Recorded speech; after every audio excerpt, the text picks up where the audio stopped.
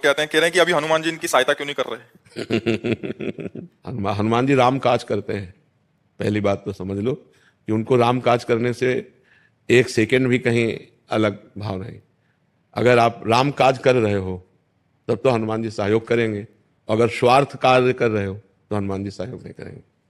15 लाख लोगों को पैसा उनका वापस मिला हाँ, महाराज जी मेरी एक शिकायत करने से। और हनुमान जी महाराज तो सर्वव्यापी है और वो जानते हैं। लेकिन एक चीज तो आपको ध्यान रखना पड़ेगा कि हनुमान जी ऐसी छोटी छोटी सांसारिक बातों को नहीं देखते। आप पहले समझो कितने बड़े महान हैं, वो राम जी की भक्ति में लगे। अब आपने परोपकार किया, आपका कर्म सत्य है, ये कर्म आपकी सहायता करेगा, आप डर क्यों रहे हो? एक बार तो गोली चलाई थी पर वो चली नहीं, बस बच गया। ये हनुमान जी ने नहीं बचाया, ये हनुमान जी ने नहीं बचाया। किसने बचाया? बचाया किसने? किसने बचाया? भाई हनुमान जी कृपालु हैं, कृपा भी करते हैं। हम हनुमान जी की तरफ लेके बात नहीं कर रहे, हम तुम्हारे कर्म की तरफ बात कर रहे हैं। आपने सैकड़ों लोगों को सुख दिया, वो सत्य कर्म है, वो सत्य कर्म आपकी रक्षा करेगा। धर्मो रक्षते रक्षिता। आप भयभीत मत होइएगा। मरना तो एक बार है ना, मरोगे तो है ही है ना, है? फिर डर काहे को रहे हो? काहे को? हम तुम्हें पक्की बात कह रहे हैं, अगर गोली लगनी है तो तुम्हारे हाथ से तुम्हारी गोली लग जाएगी, और अगर नहीं लगनी है तो चाहे पूरा फोर्स खड़ा हो जाए, तुम्हारी एक खरोच नहीं आएगी। उसका विधान बहुत बड़ा होता है। महाभारत युद्ध हुआ, टिटीरी समझते हो ना? टिटीरी एक पक्षी होता है जो ऊपर पैर करके सोता है, टी टी टी ऐसे उड़ता है, ऐसे करते। उसके 2 अंडे रखे थे।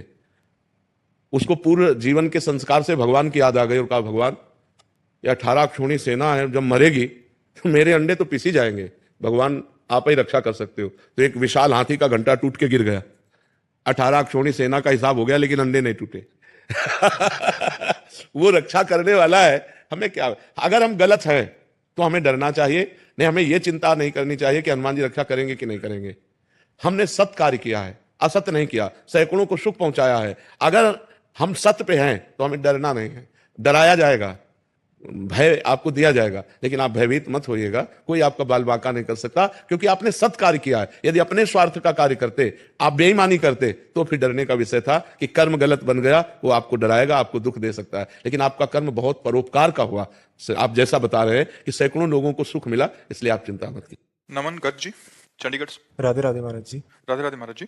महाराज जी, भगवत प्राप्ति के मार्ग पर चलने पर क्या संकेत मिलेगा जिससे हमें समझ आ सके कि हम सही मार्ग पर हैं? महाराज जी, ममता रहित, कामना रहित, वासना रहित, भगवान की स्मृति में निरंतरता, थोड़ा भी स्मरण छूटने पर व्याकुलता, हर समय भगवत चिंतन की भूख, ये सब बढ़ जाती है। किसी से ममता नहीं रहती। विनिवृत्त कामा, कामनाएं शांत होने लगती है। हृदय में एक अव्यक्त आह्लाद होता है। आह्लाद के साथ एक उदासीनता भी होती है। अंदर आह्लाद है लेकिन बाहर कहीं मन नहीं लग रहा, कुछ अच्छा नहीं लग रहा। मन को दिखाओ कि क्या तुम्हें पसंद है, कुछ पसंद नहीं। भगवत चिंतन की एक तार वृत्ति जागरण करने की प्रबल लालसा, भजन न छूट जाए, भजन न छूट जाए, तो समझ लो कि हम भगवत मार्ग में चल रहे हैं।